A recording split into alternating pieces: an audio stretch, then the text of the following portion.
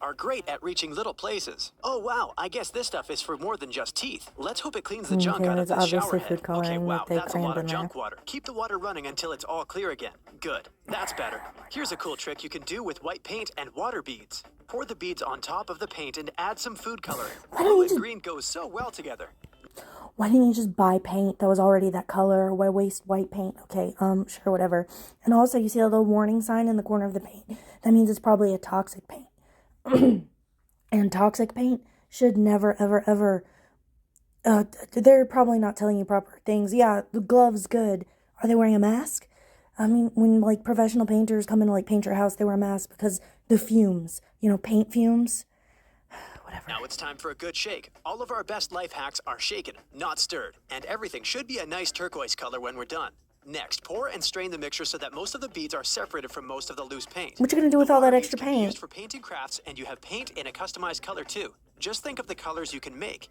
Cooking's fun until a disaster strikes right when you least expect it. I guess we're ordering pizza tonight. Next time, hold on tight and bang it on the table. This way, the pasta opens the bag for you. But I still want pizza. Never do that. If you smash pasta like that, there's a good chance you're gonna break a lot of it. Just tear it open or cut it open with some kitchen scissors. Every good kitchen should have a pair of kitchen scissors. It's not that complicated. If you bang it, it will probably break. In life, it can be important to have correct posture, but sometimes people need a little help straightening out their back. But who knew it could be so easy? It's not that easy. You're probably going to cause more harm than good with that because your back shouldn't be perfectly straight. Your back has a natural curve in it, and that can cause a lot of back problems, and not to mention irritation because if he's not used to that feeling. Milk can really do a body good. More importantly, it can give you a little something extra in your coffee, especially when the machine mixes it up for you. Now that will depend on your coffee machine. Certain coffee machines you can pour milk in, no problem. But certain ones, the way that it heats it up, it can actually cause problems because milk has fat in it, and fat can burn, and that can cause burning in your machine. So, definitely read the warranties on your machine, and if it says water only, water only. And, don't burn your house down. Come on, guys. Wet sponges aren't the only trick people have come up with when it comes to closing up a bunch of envelopes. This makes the most of your glue stick without using too much and lets you close everything without taking too much time either. The next time you need to put your leftover sauce away, give your old butter cartons a break. Yes, we know about the butter cartons. Stick it into a plastic bag, seal it up, and spread the sauce out. Divide them into fractions and stick everything in the freezer. Now you have little solid squares of sauce whenever you just need to add a little bit of sauce to something. When you're in the mood for soda, but that idea is not bad. Better idea, ice cube tray. So much easier. And then after you make the ice cubes, you put the already made cubes in a thing. But the flat way works too. I mean, it just depends what your preference, I guess.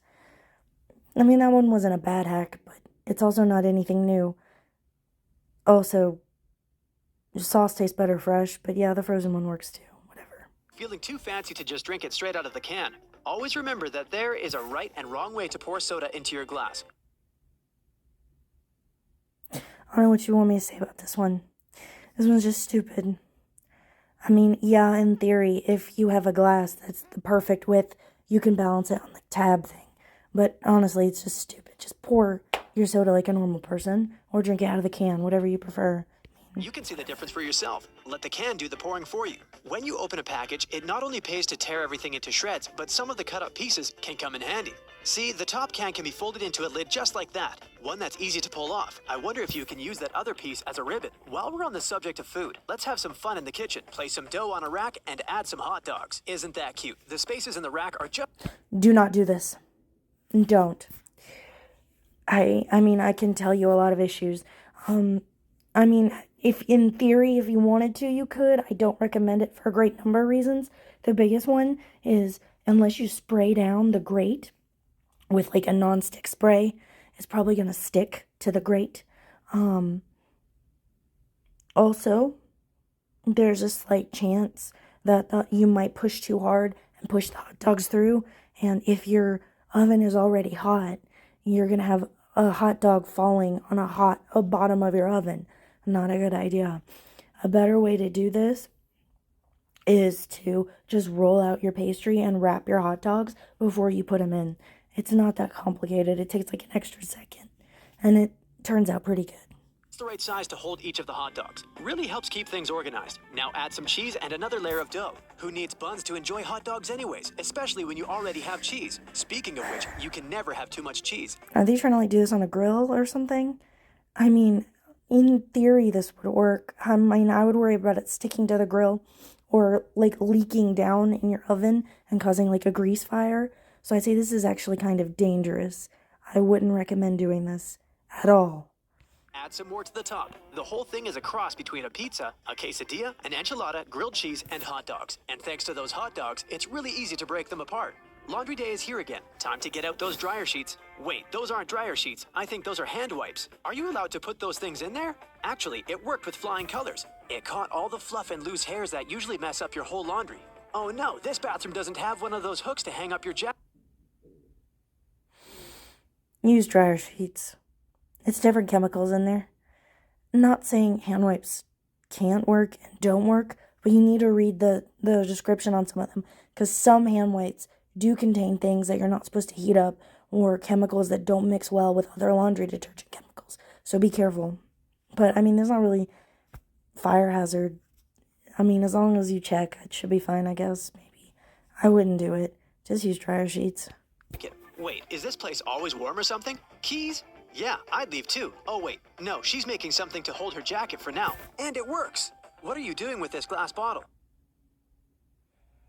I really have to point out how stupid of an idea that is. You shouldn't just stick your keys in a door for a great number of reasons. One, the damage it'll do to your door frame. I mean, you could chip it. I mean, you break seals if it's a sealed door. I mean, just don't do it. It's stupid. I mean, whatever. You're making a hole by pounding on it with nails. Seems easier than a hammer. And it's naturally the perfect size to put the nail through. Whatever you need this far, at least you get a balancing act. For our next trick, get your hands on a handy-dandy... Do you straight up just say, whatever you need this for? Whatever you need this for. You put a nail through a bottle and you don't know what you're going to do with it? I also don't know what the heck you're going to do with that. I mean, I do art and I know somebody who does sculptures. Like, they may be a sculpture.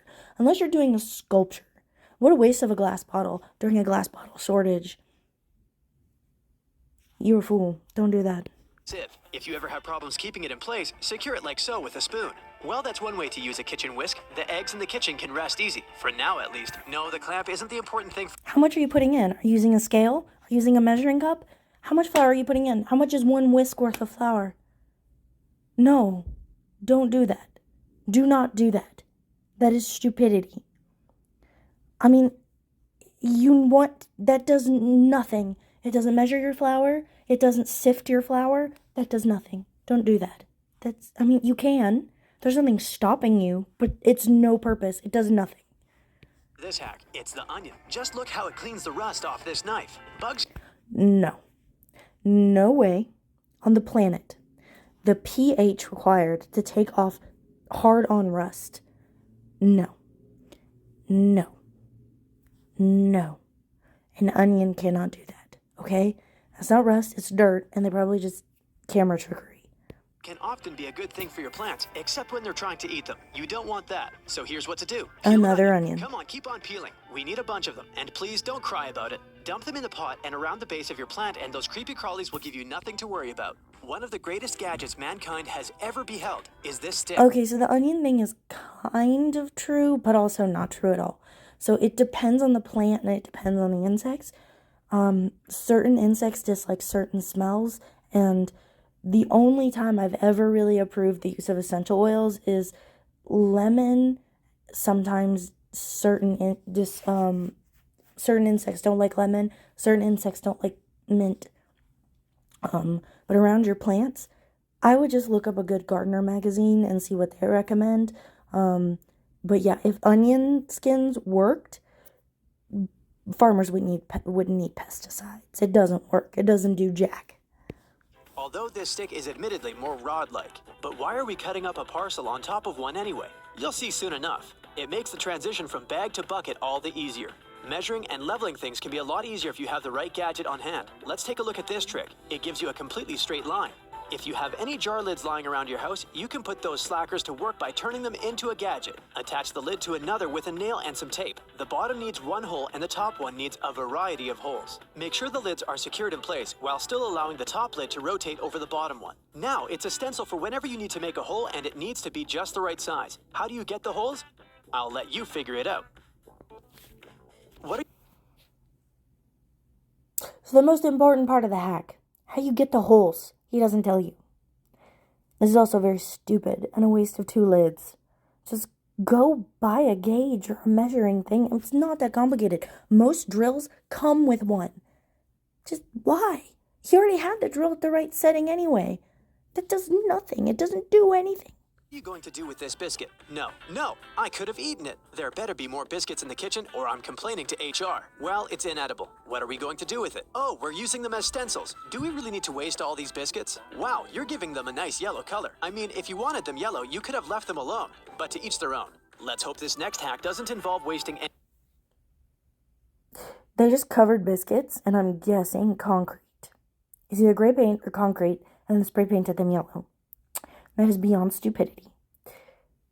It goes past stupidity at that point.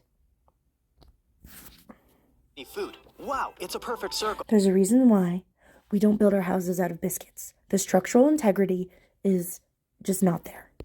Let's hope cutting is just as easy. We're adding a border around the rim. The bottom must be some sort of base then. I wonder what we're making. Wow, all those little holes remind me of a cracker. Wow, I really need to eat something. Oh, these rods look like gnarled trees. And the cement, soil-like bottom helps. So gnarled trees with bright lights? Are we combining Christmas and Halloween this year? Well, either way, it makes for a nice light fixture. Never read from candlelight again. And Concrete? They expect you guys to mix your own concrete? Make light fixtures? I mean, artistically, it's okay, I guess. But you can literally just get styrofoam or any kind of, sturdy base and just stick them in there. A piece of wood, anything. The concrete is completely